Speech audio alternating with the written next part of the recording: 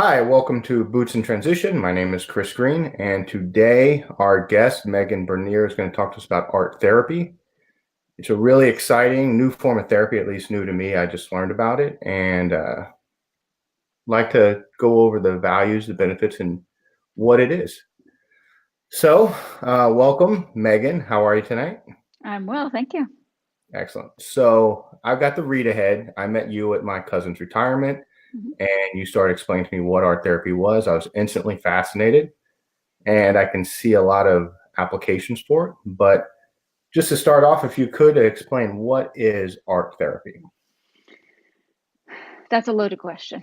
Yes. If you go on to the American Art Therapy Association's website, it gives a very succinct, excellent description of it. For me, I would describe it if I call it my 30-second commercial because I get asked that question all the time. Grocery stores, you do what?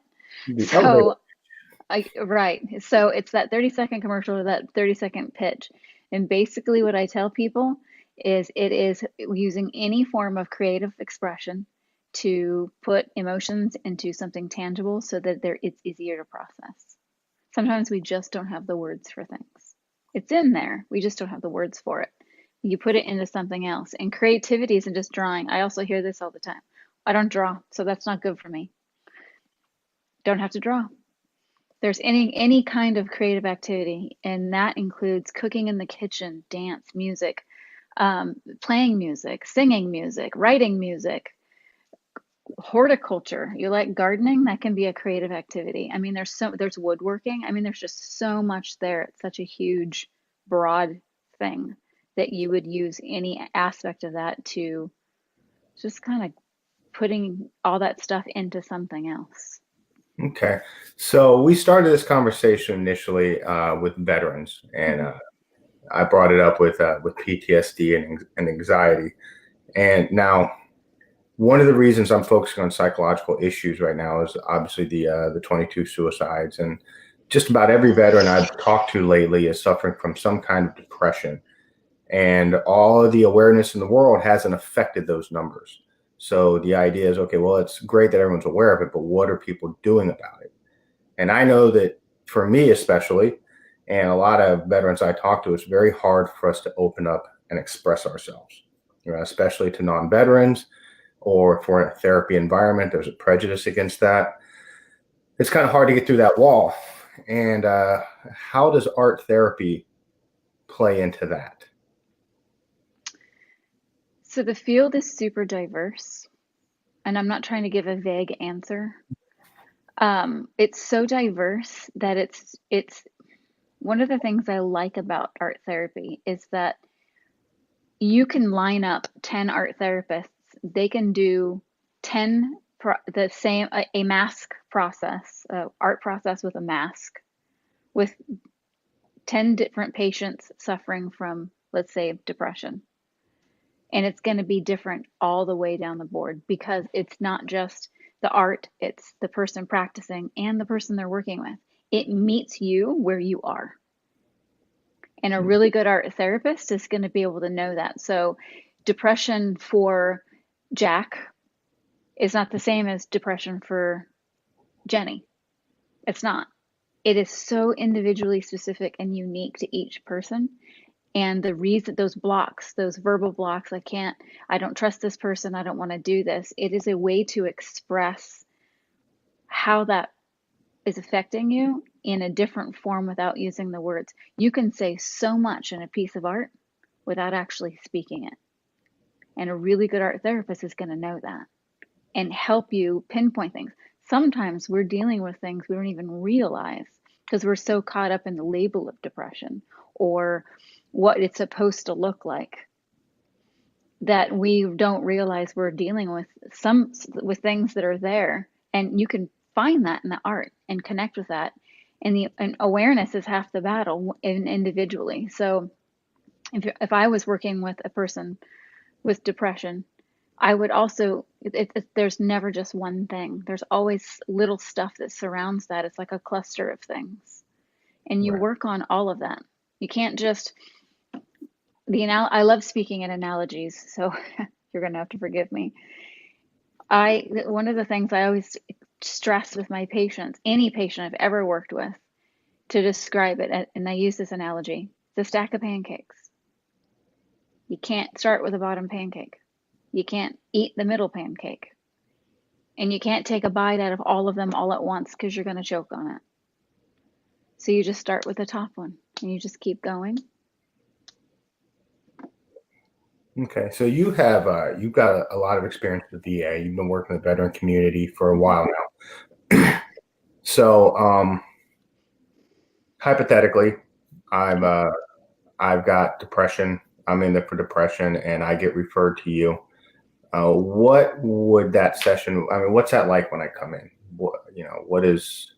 I don't know what to. I mean, this isn't a loaded No, question. I love that you're asking this because a lot of um, a lot of times there's so much discomfort just with the word art, Mhm. and it's not real therapy, or it's not effective because I'm not creative. There's a lot of extra stuff that goes with a first session of art therapy.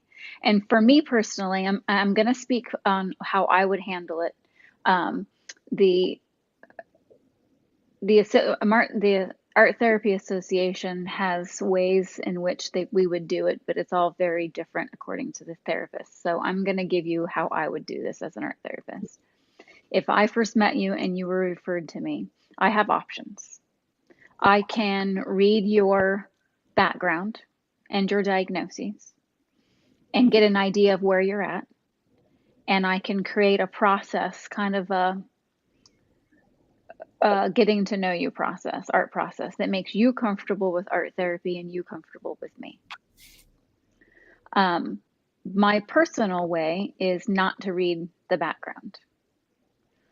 The only things I have to consider is if you are having any suicidal thoughts or suicidal ideations, things I really need to be aware of so that I can watch those behaviors if they're in me. Because art, you pick the wrong process and it just pours out so much emotion. And if you're not ready for it and the art therapist isn't ready for it, it can actually be a mess. Not the art a mess, but the whole session can go downhill very quickly. So, which is so important that people who like to make art and want to do therapy don't practice unless they have that degree. It's super, super dangerous to do something when you don't know what you're doing. Right. Um, I personally don't like to read too much of the history because I don't want a preconceived idea and then I'm only seeing what I know. I like to know you as the human. One of the things that I stress with anybody I ever work with is the foundations we build, those things that we want to be, the father, the mother, the son, the even when I worked with active duty, the military service member, the retiree, whatever those labels are, whatever those roles that we want to play in our lives and that we want to be better at or we want to do well at, that foundation for anything we choose is the human, us as a human. The type of human we create and we build affects all of those things. So when you come into my space for the first time, what kind of human do you want to be? What does that look like? Where are you now? And what bricks are we going to work on? What bricks are we going to reinforce? Which ones are we going to strengthen? I am a firm believer that every single human being has beauty and positivity in them. And sometimes we experience so much stuff, we lose sight of that. We talk about love and we loving others and loving people and all this kindness and stuff. And the one person that it's the most difficult to love and to be kind to is ourselves. All of that comes out in art, whatever process. And a lot of it depends on you. If you were to come to me, why are you here? Because your perception of our meeting is super important because Yeah. that measures how much you want to invest in it. And I would ask you, what do you want? What do you want from these sessions? You have me for so many sessions. What do you want out of this? And then you would tell me. And then we would go from there. Pick processes. Um, sometimes It's as complicated and as simple as I don't know what happiness looks like. That's a pretty common depression Yeah. remark. I interviewed my friend recently, uh, and me and him have a lot of similar issues. We're actually, I mean, personality wise, we're a lot alike. So as I talked to him, I saw his issues and my issues. And one of the terms that he talked about that really resonated with me is taking off the mask. That he walks around all day long, trying to be who everyone wants him to be, but he's still dealing with it underneath. So then he has alcohol in him, and he gets into a fight, and he takes off the mask. And that to me resonated a lot because, yeah, that was when I had my depression and a lot of people put on the face. And what got me thinking with the art therapy is it's a way to communicate without really expressing, without verbalizing a vulnerability or, whatever it is, because it can be hard to say it. So how does that break through? Like can you walk me through like an example that, of how that works?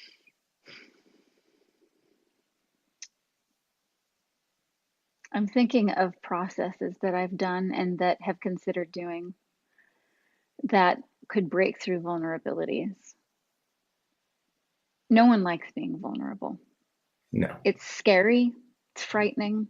I would say soldiers in leadership positions least of all, because Absolutely. we have to stick the chest Absolutely. out, tower power. That's why we so many of us self-medicate.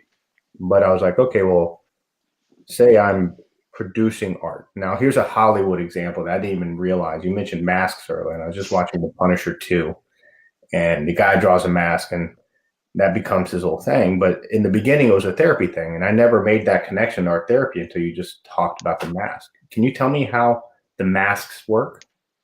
So that's probably one of my favorite processes because you can they work however you want them to work. That's the flexibility of art therapy. There's not one, it's not like in college they say, here's a mask and this is what you say, this is how they should respond. There are no, there's no specific one way to do it. That's why it's so amazing because it's so flexible and it meets every single person that does it where they are. So if I were to do one with you, one of the mask processes that I did at my former jobs, I moved, so I'm in a different space. Um, it was super important. I was working in a substance abuse facility, and it was super important for me to help them see that those things that they think are weaknesses. It's so easy in a therapeutic setting to think, these are all my weaknesses. These are all the things that I have to not do anymore. I have to get rid of these things. Like it's like a checklist. And that's very rigid style thinking for military because here's your task list, here's what you do, and then you get it done. So we do everything. Totally normal. And the longer you're in, it's a survival thing. If you're going to survive in the military, you have to be rigid. Yeah. Well, sometimes, and it's true, it's the reality of it. It's hard to break out of that when you leave the military. So one of the processes I did is I would give him a mask and I'd say, look, your strengths, those things that you consider weaknesses could possibly not be a weakness. It's just too much of your strength that you've needed for so long that it's become something you're struggling with because it's too much. So I would have them create a mask that represents their default mask. I called it their default mask. Literally what my friend said, the mask. Yes, I would give them a physical. The more tangible and real you can make it, the more it takes it out of you, puts it somewhere else. And looking at this mask, it represents you, but it's not in you anymore. So it's almost like this is mine. I can touch it. Yeah, And I can squeeze it. I've seen them throw them out. Well, makes sense. But there's so much power in putting that vulnerability into something tangible. Mm-hmm. And then what you do next with it, your body will actually follow through with. It's super neat. I think I get it. I mean, so you're taking something that is overwhelming you, whatever the depression or the anger, whatever it is. And then if you transfer that to something physical, there is a physical feeling of getting rid of it or changing it then. Yep. Kind of make something that seems like bigger, you can manipulate it. Oh yeah, and I use the example of eating a steak because there's a lot of anger issues and a lot of just extreme anger. And one of the things that I try to impress upon people is that's secondary. Anger is a secondary emotion, and what's under it? And that's a classic question. The difficulty is there's not one thing under it. There's tons of things, and they're all vulnerabilities, fear, frustration. All of that stuff is under that anger. So and anger is a byproduct of that. So if we keep focusing on getting rid of the anger, or this is how you channel your anger, we're not doing anything about what's creating that anger. Right. So we tackle that part of it through art. And sometimes it's easier, we'll create a piece. It can be clay. Clay's really good if you feel aggressive and you just want to squeeze something. Clay's amazing because it gets that physical activity out. Watercolors, anything really wet and messy is super fluid, and that actually, we call it evocative because it evokes a lot of feeling. Yeah. You can be in your own headspace, not talking to anybody, and just, I can give you something to think about, and you can create watercolors, and you'll find that things start flowing. So, are there different forms of art that you prefer for different issues, say anger or depression? And you even, I want to get to it. You mentioned substance. You did art therapy with substance abuse. I did. How does that work? I mean, I didn't even occur.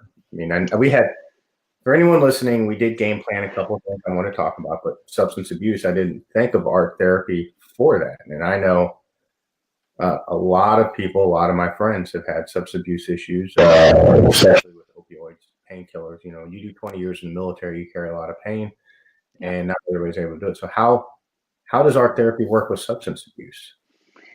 I worked with a team. Mm-hmm. It's important to note that they had counselors, they had docs, they had a full team, and I was one of those team members. And my goal while they were there was to help them work on that human aspect, help them work on the foundation, the structures. Okay, you're going through AA and you're going through these steps, and with the steps come a lot of extra stuff because life adds a different dynamic when you're in AA, and you have your AA meetings, which are fantastic. I'm completely for that sense of community, but sometimes some one-on-one attention is important. Sometimes you got to know that all that hard work you're doing, you feel like you're not making enough progress. And through art, I can show them, stop, just spin around a bit, look behind you, and you've actually come a lot further than you expect. Hey, you're a human like the rest of us. It's okay to be human. We tell ourselves we can't be. And you're going to make mistakes and you learn from them.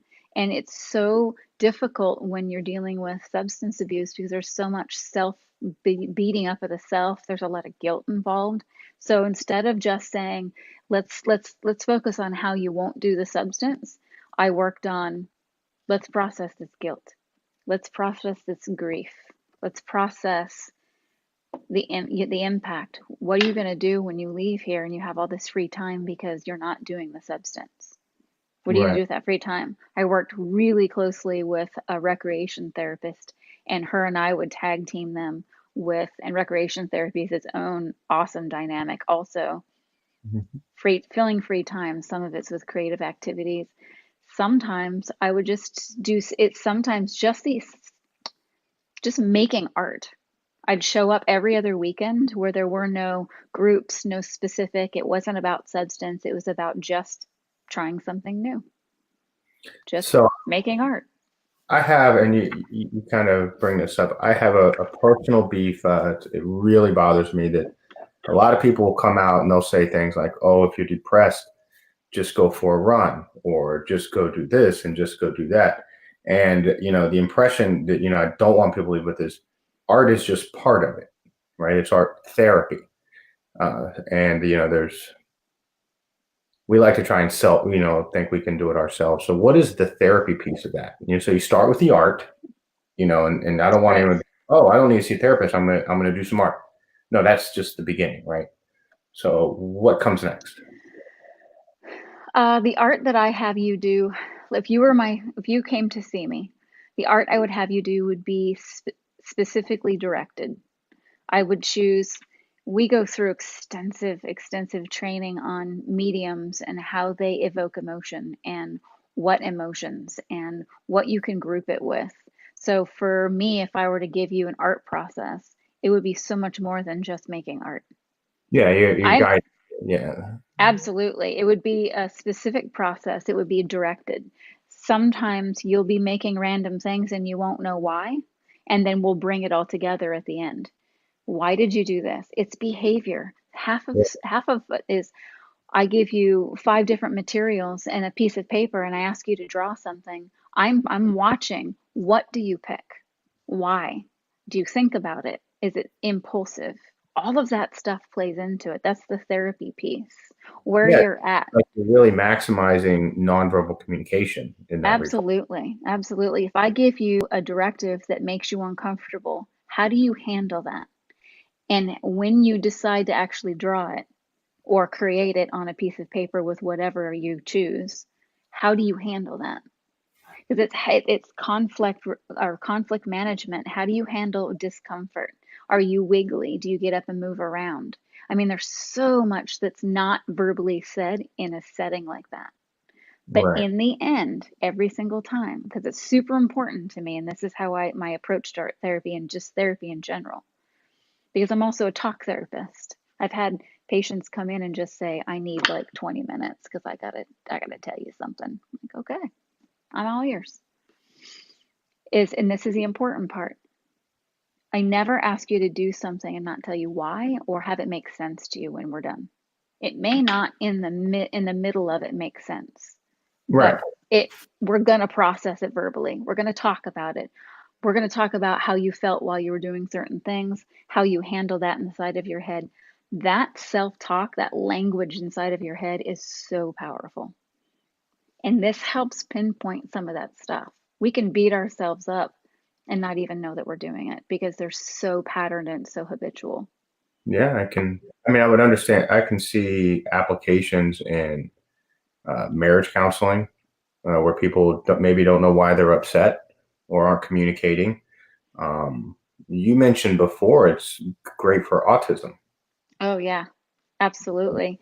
I mean, And I'm that's where, that it's because the communication issues there, right? well, and it's also, so I did a short time at a school for children with autism, and they were all at these varying ranges of development. So, nonverbal to extremely verbal, up to where it was used to be considered Asperger's, but it's not anymore. Um, and sometimes the art therapy portion is just gross motor skills and learning fine motor skills in some kind of fluid activity. You'd be surprised the impact that use of color and getting a child who's so anti-tactile, because the sensory organs are in play when you're dealing with autism. Mhm. So you have a mid-range on the continuum about middle range who are their tactile senses. They don't want to touch stuff. They don't eat things that taste that feel weird. It's all about that touch. Okay. To get them to, which you could never get them to touch any kind of wet medium or anything they couldn't. Right. I put rubber gloves on their hands and I said, let's paint. And just being in a group setting with their peers, being able to do what they're doing and not being overloaded with that tactile sensation was that social interaction piece that is missing a lot with autism. That social in their own way. Because he was in the space and there. It was awesome. So what comes from that? I mean, let's say I've got a friend with a child who has autism. I've got a few friends, and I mean, is it the communication piece, or is it a? I mean, what's in a situation like that? What's the goal of the therapy? I know I didn't. For no, I'm trying to because there's so again, it's so there's just not one way to do things. Okay. So it would depend on the child. It would depend on their level of functioning. It would depend on what they are trying to work on. Are they lower in areas of communication? Are they lower? Are they trying to practice fine motor skills? And if they are, a lot of gluing beads. Hmm. And there's every child loves to make something, has that piece of art they can see. Yeah. I mean, So there's a human instinct. absolutely, it's that, Men. yeah, absolutely, absolutely. Making, those treasures, the shiny, they even I worked with a child who was extremely nonverbal who had pictures on an iPad and she would point to what she was going to say. And that's how nonverbal she was. But she was sharp, sharp, just smart. And I got it. And do you want this? No. No. I know what I want. I know what I don't want. So we can never underestimate what's going on inside of their brains. And Right. so it's just fantastic to give choices, to say, hey, let's try this. Do you want to do this? Okay. So it just depends on the child. It depends on Right. their level Right. of functioning. Yeah. I mean, I'm ignorant in this subject because I've got a couple of examples, but yeah, I guess, especially like I had a soldier who had Asperger's. The first time I ever heard of Asperger's was when the doctor called me and said, your soldier has Asperger's. I didn't even know what it meant. I have an autistic soldier. And then, so my education, I mean, it is a pretty wide field. So that was a bad question.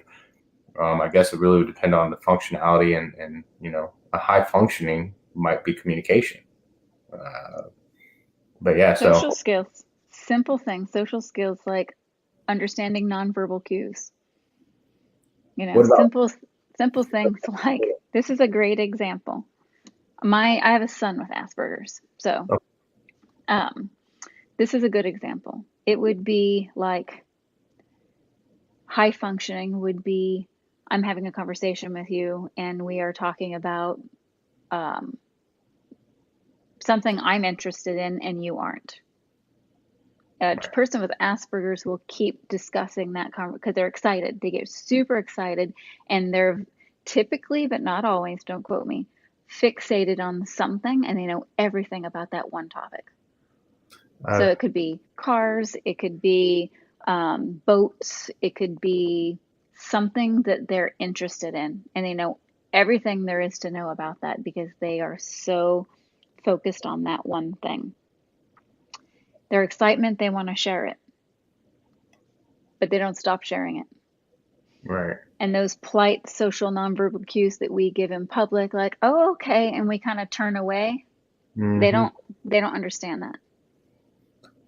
Well, I would say probably then the other half of that is talking to the parents and having them understand. Because if you're the communication issue obviously has to go both ways, right? With the parents, I imagine I've known a lot of parents who just don't know how to deal with their autistic children. So I would think that another half of your huge task there is also working with parents to understand what's going on as well. And the art would probably help with that as well, I would think. It does. And there's tons of, they also have they do family art therapy where they get together and they create art as a family to Uh, understand the roles and how those roles shift differently in any kind of family with children with disabilities. I would think any family dysfunction in general. I And mean, they have there's family assessments where the family gets together and they do individual drawings and then they do a group drawing and the therapist can identify there's assigned roles that we don't realize we assign people in the family. Just normal families versus dysfunction versus families with disabilities versus any of them. There's unique things that follow through with families. yeah, It's quite fascinating. I'm just thinking my own daughter and communication issues. She's at that age of 13 and we go back and forth. Yeah, and she's an artist, and we go back and forth, and a lot gets lost in translation between what she perceives and what we say. And being artistically oriented, I would think that just as a family thing, that would be valuable just to figure out what's going on in her head and maybe help her understand what's going on in our head. Is that something that would happen in a situation like that where you can kind of have that communication? Absolutely.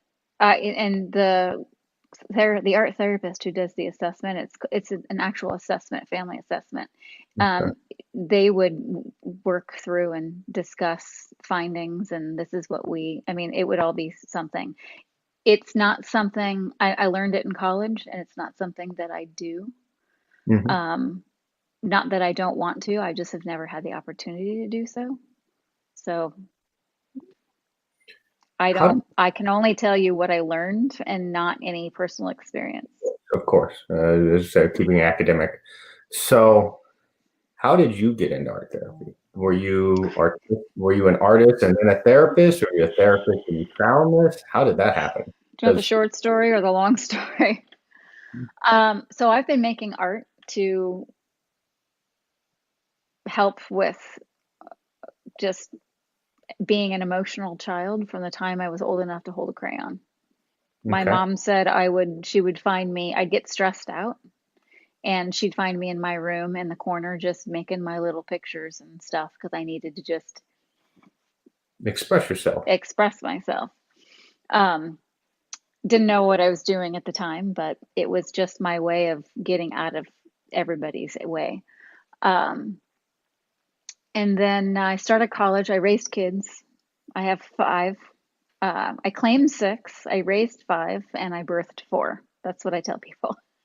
So when my youngest went to kindergarten, I was like, okay, I'm going to go to college. So my first semester of college, I was looking for something in the creative field because creativity, any kind of art, just feeds my soul. It's just one of those things I'm never ever going to not do. It's very much a piece of me. So my first semester of college, I was taking, what was I taking? Interior design. There you go. Right. I was like, oh yeah, I can do that. My first semester, my dad committed suicide, and it threw me. It threw me. He was bipolar, um, had alcohol problem, drinking on his meds. It was a mess. There was a whole lot of other stuff, but he that just sent me to a place I was trying to figure it out. And there's a lot of survivor's guilt with that. And so I was trying to figure out what I could have done differently, what I didn't do right, how could I have saved him? All right. Which is all very normal now that I know that. But so I took a psychology class. My nature is to research and learn things so that I can be better next time. So I took a psychology class and I wrote a paper on suicide, and I learned so much more than I ever thought I ever would about it. And was fascinated with psychology as a whole. And so I thought, I'm going to change my major. So I decided to take psychology and to major in that. And the longer I got into psychology, the more analytical I became. And I didn't like that because I was analyzing people at the grocery store, and I So didn't want to be that person. everybody has a diagnosis. If you have one semester of abnormal, you know everybody's. I know. And I didn't like that. I didn't like that. I missed the creative and I missed the art part of it. And I told my husband one day, I was like, I sure wish I could combine both loves. I could spend hours. I'm one of those artists where I can spend hours in my studio and my husband has to remind me to eat Mm-hmm. because I'm so in my space. I'm not hungry. I don't feel cold, which is not a good place to be in either. So I told my husband, I said, man, I sure wish that I could combine the two things. They're two opposite ends of the spectrum, creativity and psychology. I said, I don't know. And he goes, I don't know. Google it. I'm like, okay. So I Googled psychology and art therapy popped up. And I said, that is for me. Now, you went over the qualifications for that with me. Now, what was it? How many? So you what is I that have, well, look I like? can tell you what I have. I have a bachelor's in psychology. I went to ODU. And then I got a master's degree in art therapy and counseling from EVMS. You don't have to go to med school. I just happened to get mine at med school. Um, and then you have to, and each program is different. There's tons of really good art therapy programs. I know George Washington University has one. There's quite a few really good colleges, and their requirements are all based on what the Art Therapy Association, they have to be accredited. So Okay. there's certain amount of credit hours you have to have for your master's degree. Each college has a different entry requirement. I had a minor in studio art and a bachelor's in psychology.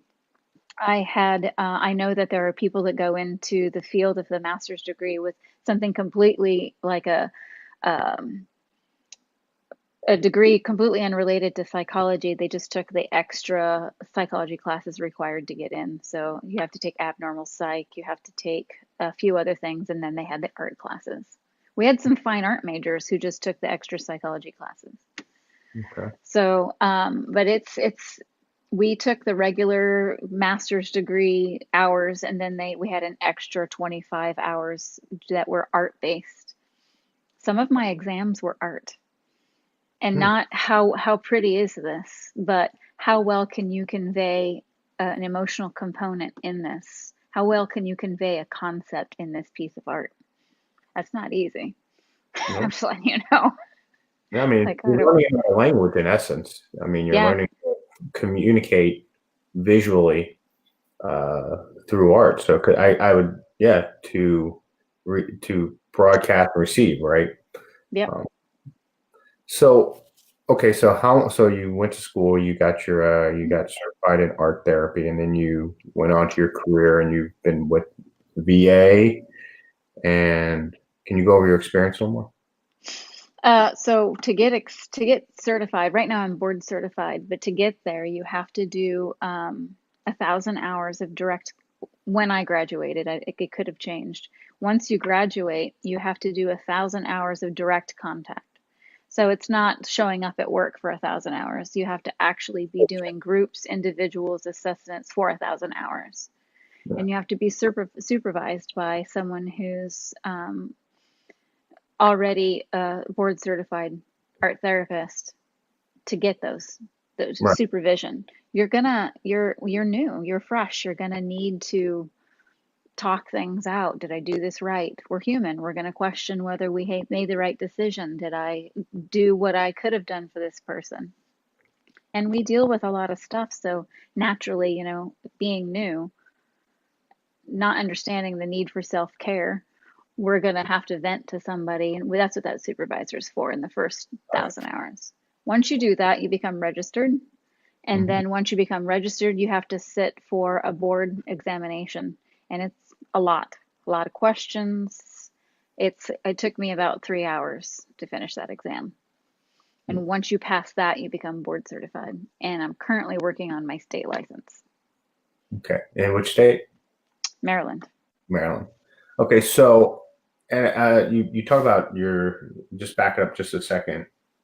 So you're working with somebody else, another professor, or excuse me, another a board certified person who's overseeing you. Art's very subjective.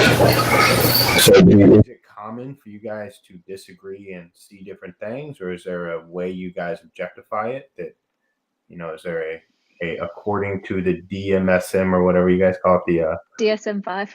USM. I used to know it because I used to see it all the time with soldiers, and I felt like a smart guy. Now I'm not. But yeah, so are there certain things that like I would think there are certain. I did kinesics for a while, which was an interrogation thing, and Okay. you have to set your baseline. That's what whenever I watch a movie, like they had this show Lies, and the guy looks at me, knows he's lying because he does this, that, and the other. It's like, no, you have to have a baseline. It's like a polygraph. You have to get to know that person. And like you mentioned, they come in, but still then I started dealing with other cultures. Mine was Middle Eastern cultures, and well, they have their whole different set of kinesics. Yep. So then you had to go past the culture piece as well. And so not only is it subjective, it's a subjective medium already. Yep. But then you also have to figure out from their culture what it means. Is that a challenge for you or? Um, yes and no. For some art therapists, probably. For me, not so. It's something that's always in my mind. But Okay, I don't look at art and say, well, they drew this, so this always means this, because it doesn't work like that. a cigar is maybe a cigar, right? Yeah. That's Freud, you know. You take into account that individual person, again, individually specific. Hmm. Um, if and the task and what I've asked you to draw. If I said draw whatever you want, if I just had you draw 10 different things that I know intentionally I did to stress you out, and I said, okay, the last one you can do anything you want, 9 times out of 10, don't quote me on those numbers, but most of the time, you're going to draw what brings you comfort because you're just done. Yeah, but imagine exhaustion. How does that work though? Like, what would you, just an example, like if you're walking me through, what would you ask me to draw that would make me uncomfortable? Like, what does that mean? Why are you here? Okay. Why are you sad? Or Why are there, you here? I don't fill in I don't fill in, you're in my office and I say, why are you here? and then I relay that to you through art. Yeah. And it's interesting because my perspective of why you are here may not be yours. I say that could take you a direction you never thought to go. Yep. I mean, we've all seen, I think everyone's seen the television shows and the movies where the kid draws and they have this big epiphany. Like, oh, the girl's sad, the body must be buried by the river. Massive, like, oh, she's sad, there's matches, she burned. But that's obviously it's not reality. I mean, No, it must take a long time to get to the root. Like, I don't know. I guess maybe it varies, right? I there's mean, epiphanies. I'm not saying there's not epiphanies. right. Probably not, where the body is buried and things like that. There's But a lot of NCIS. Was it there is Law and Order there SVU? is there is forensics art therapy. Really? Yes. Yes. I mean, I guess that makes sense, right? I mean, again, you got to communicate. It's a great way to communicate. It seems It's like another form of communication. yeah. Yeah. But I mean, there are epiphanies. There are times when, and if there's a process I do where I ask you to draw something and I have you describe it when you're done drawing it. And you'd be surprised that when you draw something in your mind, you're like, I'm going to draw this, I'm going to do this, and whatever your self language is, and you're just sitting there and you're drawing. And then I have you describe it back to me. That connection, not only are you using your brain goes back and forth, but when you go to verbalize it, other words come out that you weren't thinking when you were drawing it. I think it's a great way for a breakthrough. I And mean, that's where a lot of those breakthroughs and those epiphanies come from. While it's being described, sometimes you can actually see the physical features of their face change. Like, I just said that. I just said that. yeah, you they let know? it down for a minute, right? I mean, Yeah, that because whole the reason guards, they didn't realize themselves, absolutely, because you're just drawing a picture. right? There's nothing to hide. There's nothing to be afraid of. There's no need for a shield because I'm just drawing a picture. And it So, helps with that.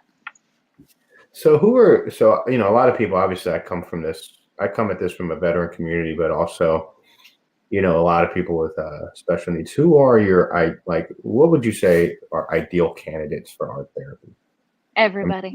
a general conversation, but and I probably should tighten that up a little bit. Like, okay, there's a lot of different kinds of therapies out there. Yes. Are there certain profiles or, I guess, different?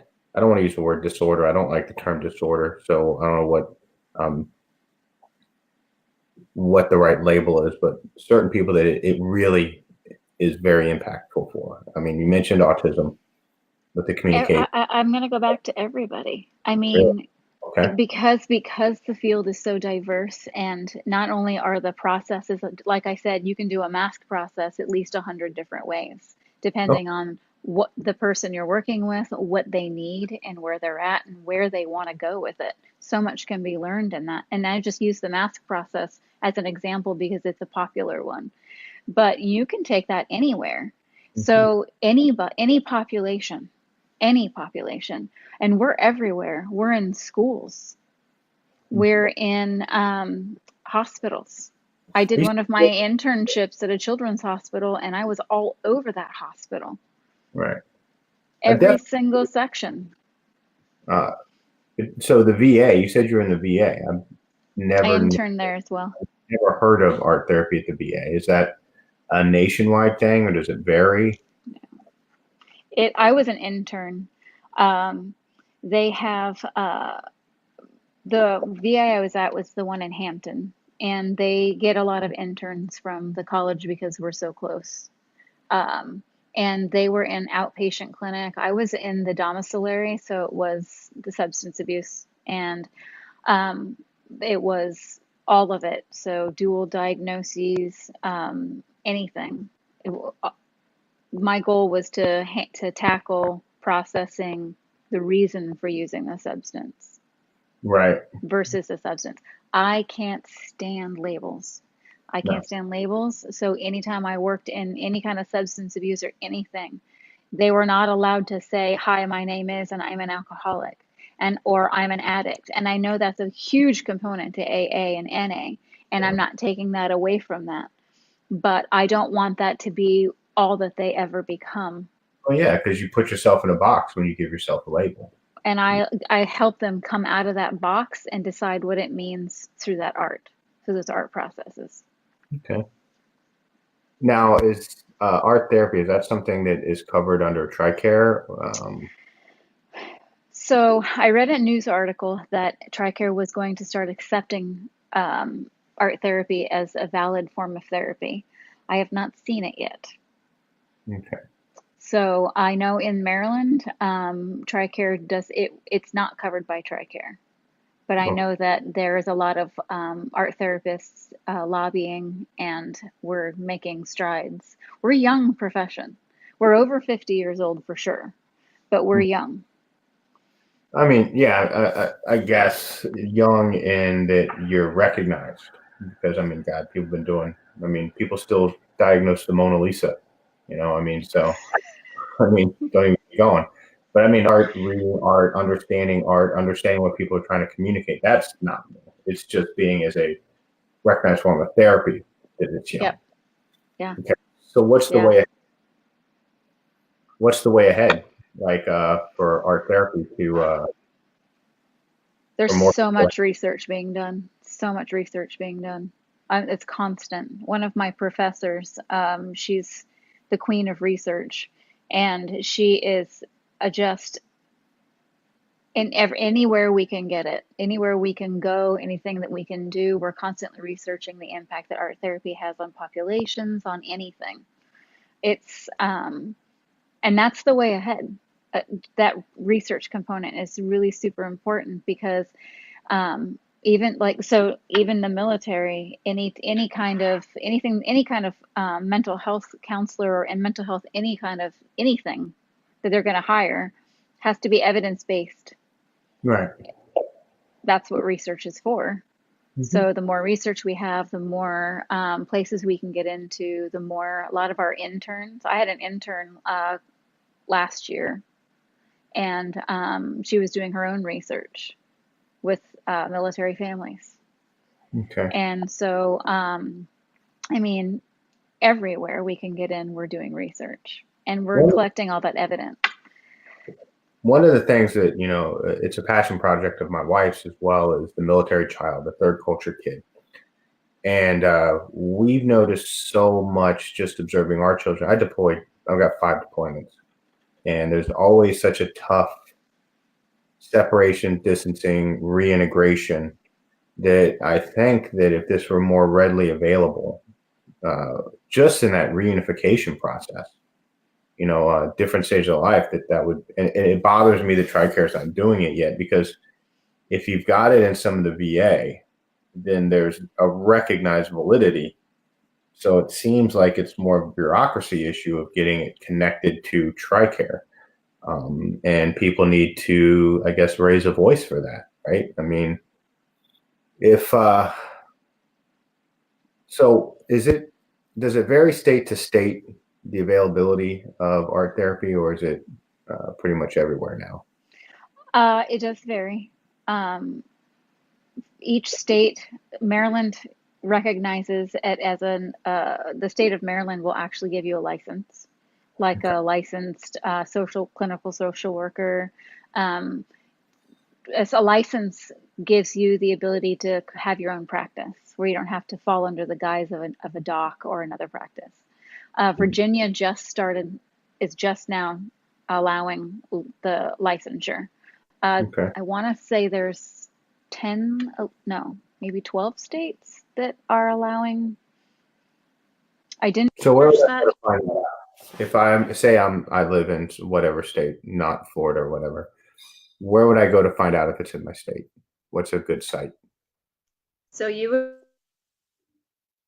Therapy Association's website, and it's arttherapy.org. Arttherapy.org. And then Mhm. I'll tell you state to state.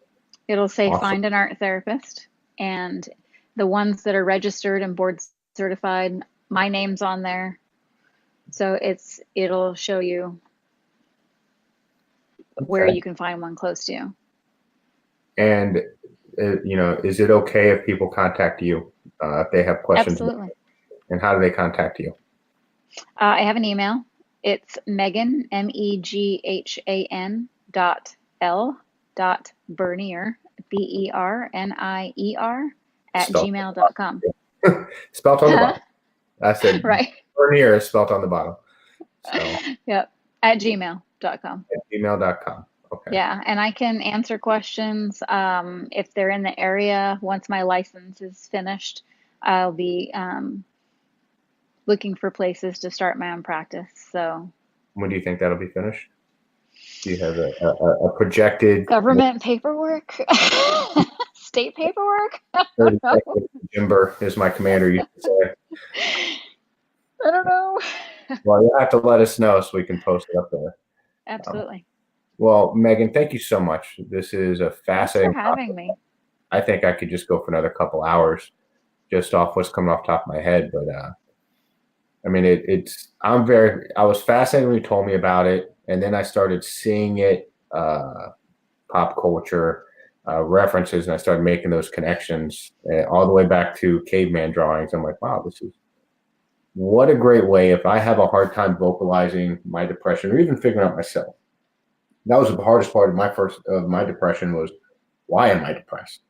I think, or people grieving. I mean, the list, all the things that pop in my head of ways that this could be beneficial just keep coming up. So it's exciting. I'm going to stay with it. And I just want to thank you again for being on here. Thanks for having me.